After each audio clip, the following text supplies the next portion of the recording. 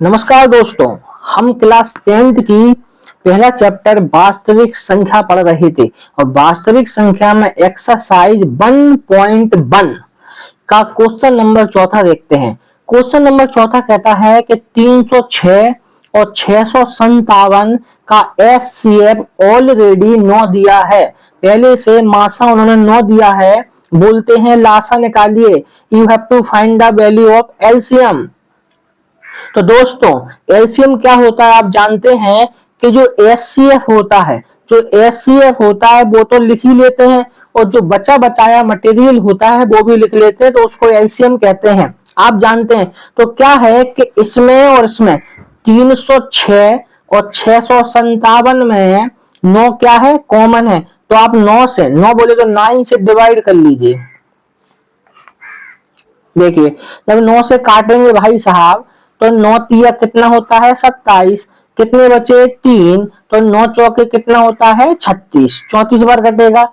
यहाँ हम 9 से काटेंगे तो 9 7 63, 9 सत्ते कितना होता है 63, कितने बचे बेटा 2, कितने होगा 27 और 9 तिया क्या होता है मेरे भाई 27। M I right. अब देखो इसमें 9 कॉमन था, तो अगर आप इसमें 9 का मल्टीपल कर दें, इसमें भी 9 का, तो 9 का गुणा 34 में करेंगे तो 306 ही आएगा और 9 का गुणा 73 में करेंगे तो 657 ही आएगा।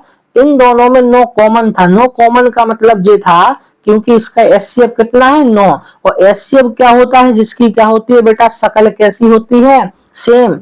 तो 9 और 9 की शकल कैसी थी सेम, इसलिए उन्होंने पहले ही ऑलरेडी एचसीएफ 9 बोल। अब एलसीएम निकालना, तो एलसीएम निकालने के लिए क्या करते हैं, 9 तो ऐसे ही लिख लो, लिख लिए क्योंकि शकल कैसी थी सेम थी।